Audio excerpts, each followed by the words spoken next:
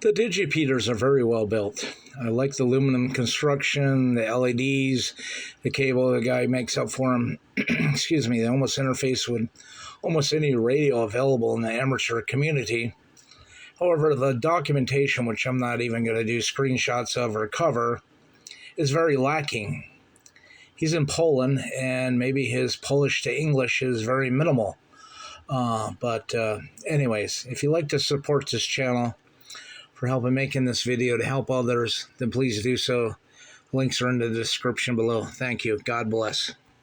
Well, I do hope this video helps. I received help with setting mine up from Travis W0MUD and another gentleman, which I can't find his name or his message that he sent me here on Facebook to help me set it up. So those are the two people that helped me get through the issues I had, and hopefully I can help you. So if we look at the configuration page, we're going to start a radio. It comes with no call and some fictitious coordinates.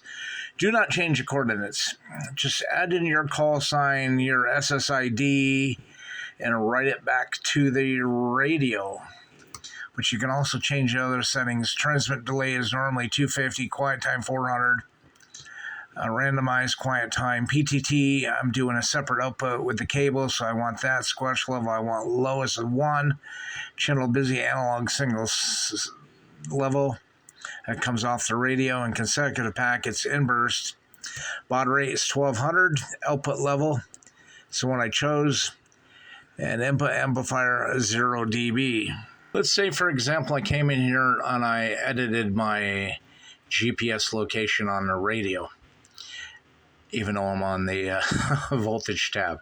And I want to write it back to the APRS digipeater. You hit the right config, and down on the bottom underneath where it says WX3in1Plus2 not found 3-4 times, it's going to build a little bar graph. It's going to go across the screen, and it's going to let you know when you're right to the radio.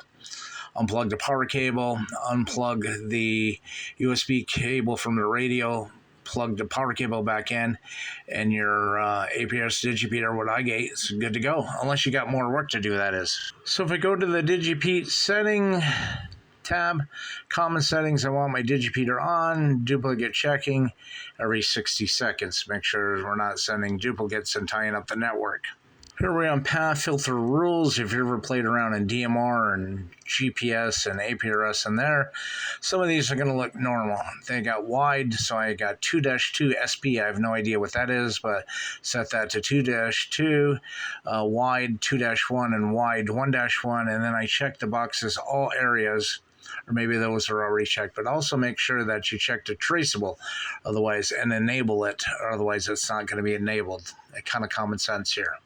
So the filter path areas can be a little bit odd, not make much sense. But anyways, radio 0, anything within 50 kilometers of our station. Radio 1, I got within 20, and then I have my home coordinates.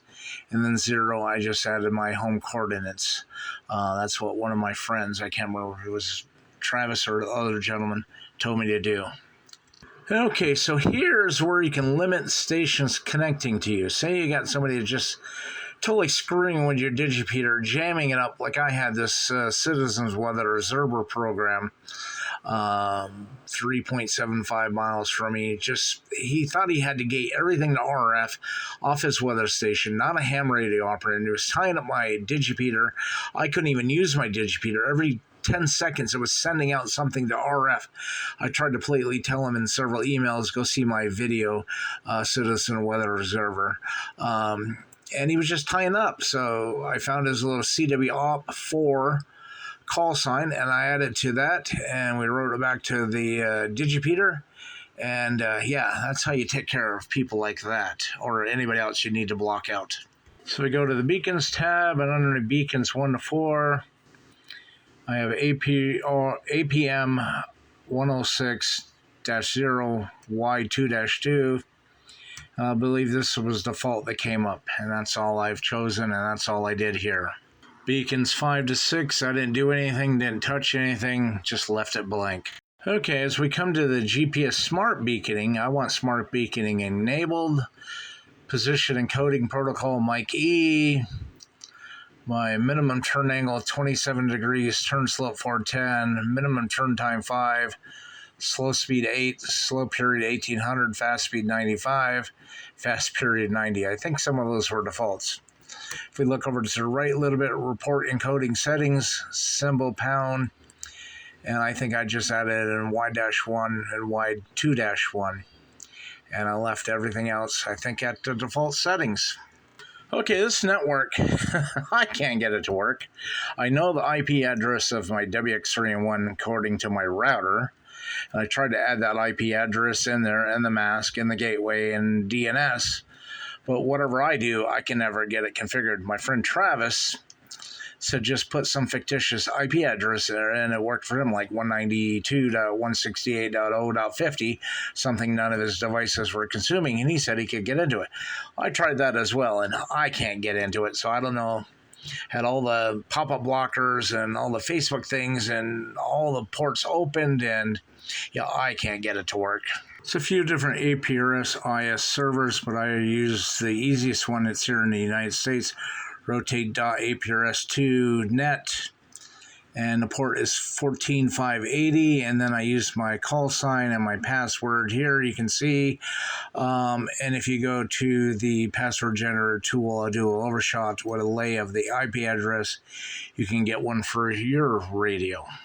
Let's proceed. If we look at the aprs.is common, we're going to see the herd buffer timeout. I'm going to put it 30 minutes. APRIS IS to RF test.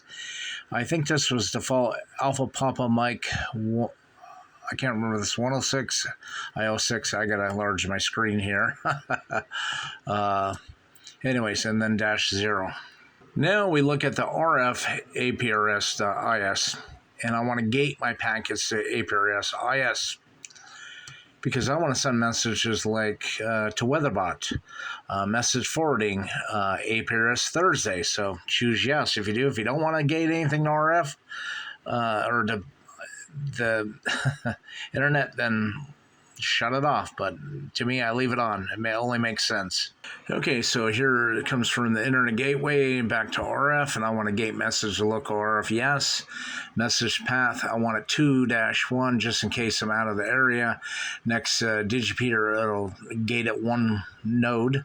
Last local RF herd max HF digiops 2, buffer timeout 30. So the last one, APRS-IS to RF non-messages, I chose yes. Y2-1, gate if source station not heard, station heard via RF, I put no. RF heard buffer timeout 60, maximum packets per 1, 2, 3 minutes, 6, 9, and 12. I think that was the default. And let's proceed. So if we click on the RTC NTP time, upload PC system time on configure right, yes, it's 2024, November 7th, 3 hours and 58 minutes. NTP servers, pool.ntp.org. Okay, if we go to remote access and www, the user in this case is my club's call sign, Whiskey 1 Victor Tango. The password is mydigi. That's what it's going to be for everybody. And the port is 8080, and alternative local password is none.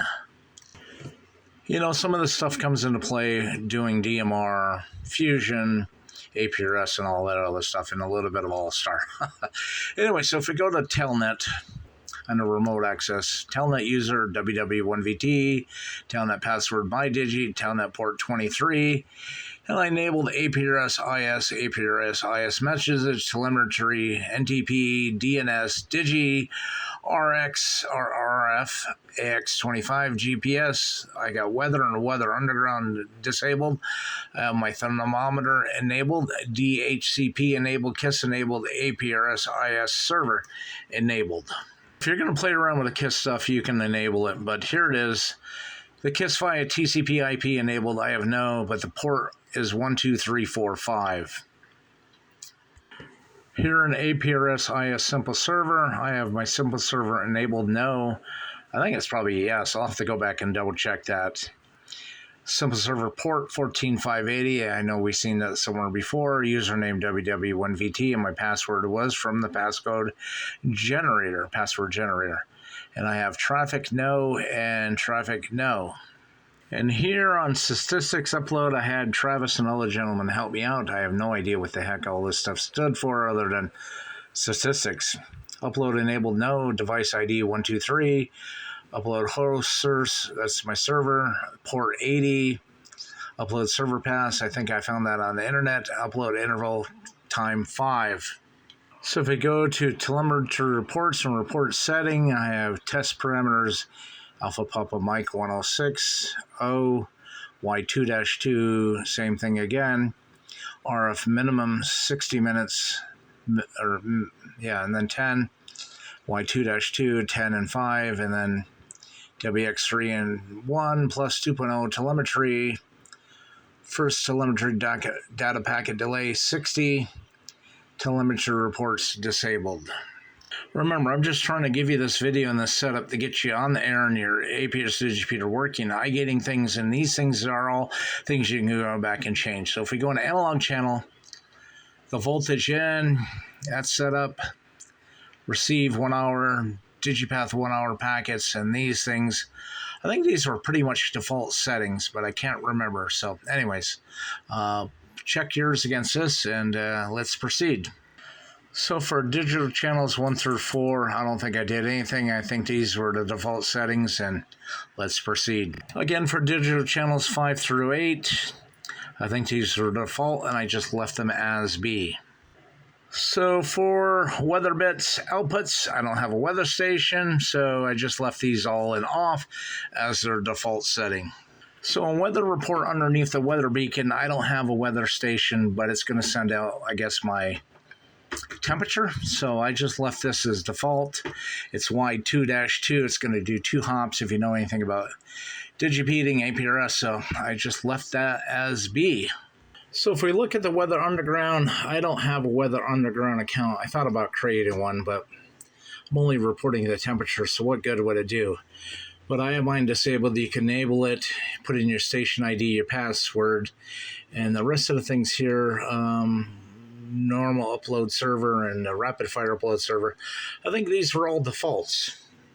So if we look at the last tab, the voltage measurement, I have calibration plus or minus 0%. A little bit up and down you can go, and I figured, I should leave it where it's at. It ain't broke, don't fix it.